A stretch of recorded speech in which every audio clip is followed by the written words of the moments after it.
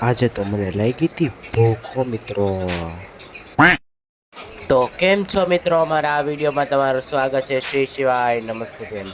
તો આજે તો મને લેસન કરતો હતો એટલે બહુ જ ભૂખ લાગી ગઈ, તો મારે આજે ખાવા હતા સેવ ટામેટાનું શાક। તો હું મમ્મીને પૂછવા જઈ રહ્યો છું, લે મમ્મી બનાવે જ છે શાક ને।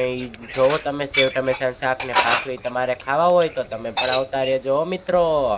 જો મિત્રો રેડી તો થઈ જ ગયું છે શાક, હવે ભાખરી કરે જ છે મમ્મી। એક ભાખરી બની ગઈ છે મિત્રો।